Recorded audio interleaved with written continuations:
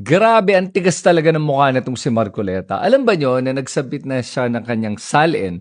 At dito sa SALN niya lumalabas na dineklara niya yung net worth niya just under 52 million pesos. 51.9 million pesos to be exact. Tapos, yung kanyang statement of contributions and expenditure sa kanyang pagkampanya bilang senador, lumalabas dito na gumastos siya ng 112 million pesos. Kitang-kita dito na lumalabas. Wala daw siyang nakuha na kahit kanino na contribution, kaya zero yan ha. At alam ba niyo itong statement of contributions and expenditures? Pumipirma ka dito at sinasabi mo dito that I certify that I personally prepared this document and knows the full contents and that all information contained herein are true and correct. Tapos ngayon lumalabas dito sa interview niya sa Net25, nung tinanong sa kanya kung paano daw niya i-explain na wala siyang campaign contributors tapos gumastos siya ng 112 million pesos na wala naman siyang ganong kalaking pera. Kasi nga yung kanyang SALN lumalabas, total net worth niya is only 52 million pesos. Ito ang sagot niya. Nelson, mga kaibigan ko, nagbigay sa akin talaga. Alam mo, pakiusap lang nila. Isa lang. Tanggapin mo ang tulong namin sa'yo. Okay. Congressman ako noon Kong, kami po ay naniniwala na dapat kang makarating sa Senado. Tanggapin mo ang lagang to. Marami sila. Isa lang ang kanilang pakiusap sa akin. Ano po yun? Sana wag muna kaming i-disclose ang identity. Ngayon, kapag ka naglagay ako ng figure sa contribution, mapipilitan akong mag-disclose ng pangalan nila. Alam mo kung bakit? Merong kaakibat na kung tawagin ay deed of acceptance of donation. Paano yun kako? Contribution to eh. Hindi, sabi niya, binigay ko nga sa'yo, contribution, pero utang na loob mo sa akin yan. Ituring mo na lang na utang, sabi niya, di ba? Loan. Hindi, utang lang. Basta utang na hindi babaya. Utang na loob eh. Ngayon, dahil sa hindi ko pwedeng isiwalat ang kanilang identity, kaya sinabi ko zero in contribution. Na mapipilitan ako ngayon na gawing zero yun. Dahil kapag hindi ko nilagay, pag nilagyan ko ng amount yun, mapipilitan ko isa-isa kayong i-disclose ko ang inyong identity. Okay, ang problema dito sa mga binanggit ni Marcoleta, several things. Number one, sinasabi niya dito na mapipilitan daw siyang i-disclose yung mga pangalan nila. Ayaw daw nila malaman ng tao kung sino daw sila. Pero ayon sa ating batas, kailangan niya po yan i-disclose. Hindi pwedeng gawing sekreto. May rason kung bakit hindi pwedeng gawing sekreto yan. Dahil pwedeng maging, malay ba natin kung isang contractor yan na nakakakuha ng proyekto o kaya isang government supplier yan na pwede makakuha ng proyekto o kaya makapag-impluensya kay Marcoleta na ipabor yung kanyang kumpanya. Yan ang problema at yan ang rason kung bakit kailangang ideklara to ni Marcoleta. Ang nakakalungkot dito, yung pagkasabi niya, parang feeling pa niya, wala siyang obligasyon para deklara kung sino yung mga contributors. Kaya daw siya nagsinungaling. At kaya daw hindi niya sinulat yung mga contributors dahil pinangako daw niya sa mga nag-contribute o nagbigay ng donasyon na hindi daw niya babanggitin kung sino sila. Tama ba yun? Nagme-make sense ba yan sa inyo? Kayo mga bumoto kay Marcoleta, katanggap-tanggap ba yung ganyang rason na sasabihin niya kaya daw niya zinero yung contribution dahil hindi daw niya pwedeng banggitin kung sino yung nagko-contribute? Kung lahat ng mga tumatakbo ngayon para sa mga iba't ibang posisyon, hindi na nagdedeklara kung sino yung mga contributors, di pa paano na? Paano natin malalaman ngayon kung may mga kalokohan na nangyayari? Tulad nito ngayon, hindi natin malalaman. At dito, harap-harapang nagsinungaling si Marcoleta sa kanyang dineklara, sa kanyang statement of contributions and expenses, kumpara sa sinasabi niya ngayon. At tignan mo pa yung sinabi niya dito, sabi niya, tratuhin mo na lang daw to na parang may utang na loob ka sa akin. Yan daw ang sinabi ng mga nagbigay ng pera sa kanya. So ngayon may utang na loob pa siya sa kanila. Bilang isang senador, may utang na loob ka sa mga tao na nag-contribute sa'yo. Ang ibig sabihin niya na isang araw, baka kailangan mong bayaran yung utang na loob na yan. At ano ang makukompromiso sa pagbayad ng utang na loob na yan kaya? Yan ang pinag-uusapan natin dito na mukhang hindi naiintindihan ni Marcoleta at gumagawa lang siya ng palusot para i-explain kung bakit ziniro niya. Pero sa kanyang pag-i-explain, lumalabas dito ngayon na he committed an act of perjury. Dahil itong pagsabit ng Statement of Contributions and Expenditure ay pumipirma ka dito na sinasabi mo na true and correct ang lahat ng pinapadala mong impormasyon. And this is subscribed and sworn before a notary public. At ang COMELEC na nga mismo nagbigay na ng warning against filing untruthful sources. Tapos tatanungin pa niya kung meron ba daw siyang nilabag na batas. Meron bang batas, Nelson? Na magsasabi, pipilitin ko silang i-disclose? Bigyan mo ako ng batas. Di maghanap sila.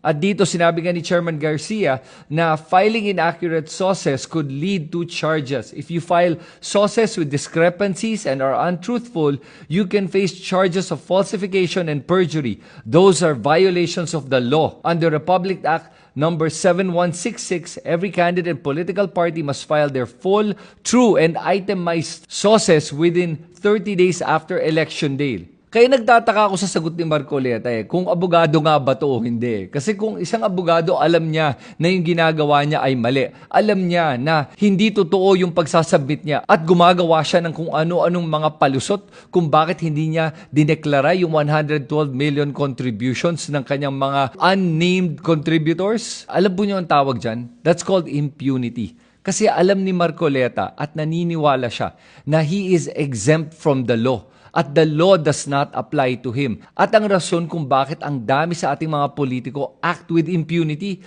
dahil kayo po, tayo pong lahat, mga botante, mga supporters ng mga politiko na to, ay nagbibigay pa ng ating suporta kahit na ano pang lumalabas sa mga kalokohan na ginagawa nila. Kaya ganyan sila kumilos ngayon. With impunity. Dahil naniniwala sila that they are above the law, na hindi sila kaya ng batas, at na walang gagawin ang batas sa kanilang mga ginagawang kalokohan. At sa mga nagtatanong, ano ba ang penalties for non-compliance?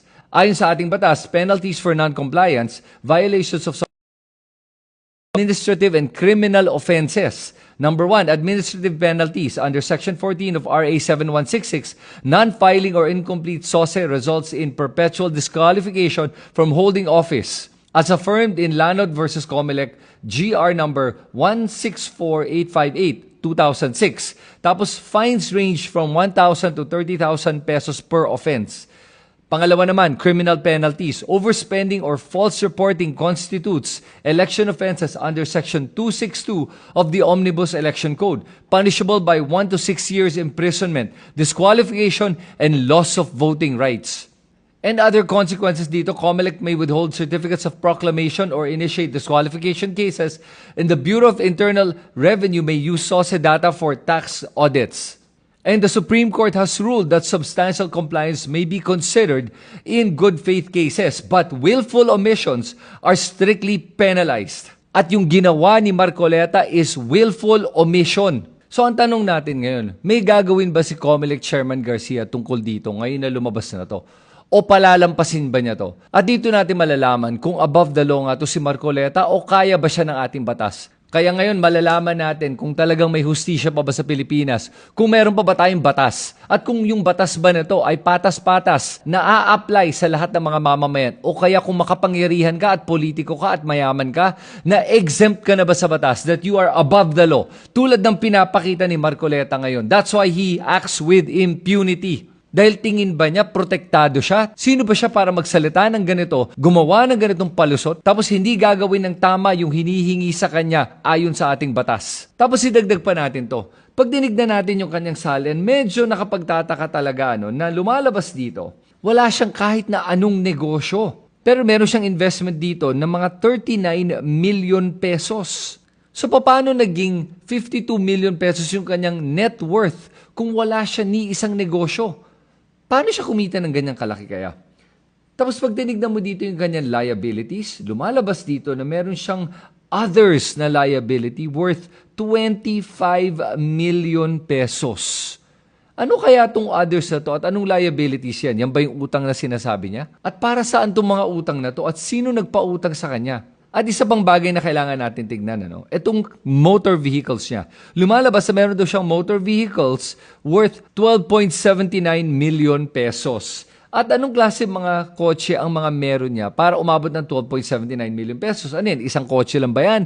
Marami ba yan? Ba't hindi niya nilista yung mga kotse tulad ng mga ibang senador natin? At gusto natin ito malaman kasi may lumalabas ngayon ng mga kumakalat na balita sa social media. Apparently, meron daw siyang Audi R8. At nakita daw to ng mga netizens na pinicturan pa nga siya na nasa loob nitong Audi R8. Ang halaga nito, according to the internet, lumalabas at a minimum between 12.5 million up to 17 million pesos. So sabihin na nga natin yung dinedeklara niya 12.79 million pesos ay yung Audi R8 kaya niya. Eh kung ganun, ano yung mukhang sinasakyan niyang Toyota Land Cruiser na may wangwang pa na ginagamit niya ngayon? Anong departamento ito, pwede silang gumamit ng wangwang as long as mandate nila yung ginagawa nila? Kagaya po ng sinasabi ko, ang paggamit po ng blinkers, una, ginagamit po sa emergency. At ano po bang definition natin, sirs, ng emergency? Ito po ba ay pag-responde lang sa mga sakuna o kasama po yung pagpapatupad natin ng batas? Siguro po kasama po yung pagpapatupad ng batas o yung panguhuli po natin sa mga lumabag rito. Ano yan? Service vehicle? Rental ba yan? So ano ba yung mga iba't ibang mga kotse niya? Ngayon kung sabihin naman niya wala siyang Audi R8, lumalabas nga dito sa mga reports, according to the netizens, meron daw nakitang Audi R8 na parked in the Roadwise Motor Vehicle Inspection Center in Tarlac before LTO registration with the insurance given sa Stronghold Insurance with the policy signed by LM Marcoleta. So yan ang mga kailangan natin tignan at malaman. Kasi po, yan ang problema sa mga falsified documents.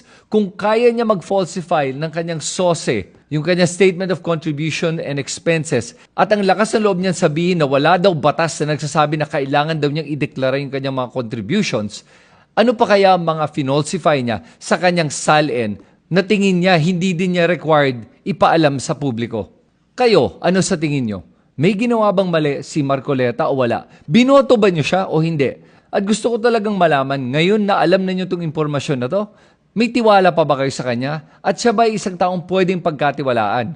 Isulat niyo lahat ng comments niyo dito sa comment section sa ibaba. At gusto ko talagang malaman kung paano tayo mag-isip at kung bakit binoboto pa natin ang mga taong tulad nito. At pag nagugustuhan niyo mga ganitong klaseng content, make sure to please subscribe to this YouTube channel. At pag gusto niyo suportahan ang advokasya ko at ang mga ginagawa kong pag-uulat na ganito, please consider being a member. Malaking tulong po yan. Salamat sa inyo lahat. Ito si Chris Tan. Magkita tayo muli.